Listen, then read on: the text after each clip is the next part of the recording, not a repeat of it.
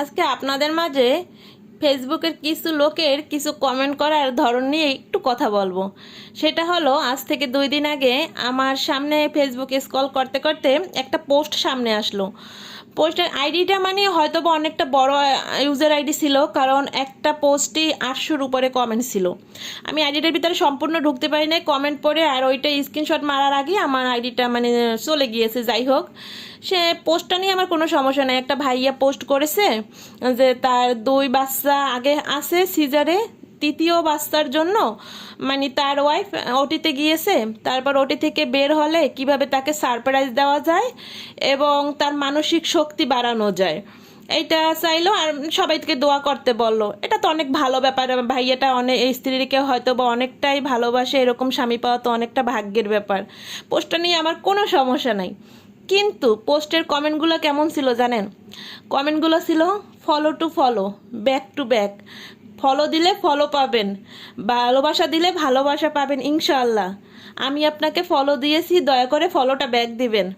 আবার সেই পোস্টেরই কিছু লোক আবার রিপ্লাই কমেন্ট করেছে, আমি আপনাকে ফলো দিয়েছি, দয়া করে ফলোটা ব্যাক দিবেন, তা না হলে আনফলো করে দেব। আচ্ছা, এই পোস্টের সাথে এই কমেন্টগুলো কি করে যায় আমি বুঝলাম না।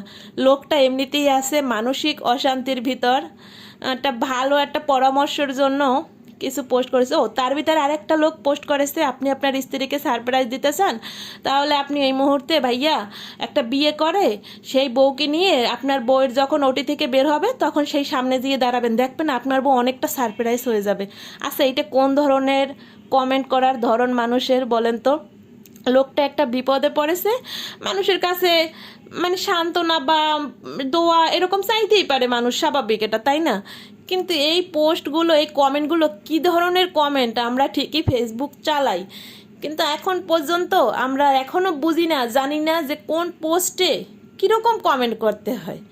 তা না হলে মানুষটা একটা দোয়া চাওয়ার জন্য পোস্ট করলো বা কিছু একটা বলার জন্য পোস্ট করলো, আপনাদের কাছে পরামর্শ চাওয়ার জন্য পোস্ট করলো, আপনারা সেই পরামর্শটা, ভালো পরামর্শ দিতে পারলে দিবেন, না দিতে পারলে না দিবেন। কিন্তু ভালোবাসা টু ভালোবাসা কেন ভাই? তার কি ভালোবাসার অভাব পড়ে গিয়েছে? ভালোবাসার অভাব পড়লে তো তার 2টা বাচ্চা আগে হইতো না, আরেকটা বাচ্চা পরে হইতো না, তাই না? কিন্তু আপনার এই কী ধরনের কমেন্ট আমি সেইটাই বুঝি না। আমার ভিডিওতেও কেউ কেউ দেখি follow to follow, back then মানে ভালোবাসা দিলে ভালোবাসা পাবেন।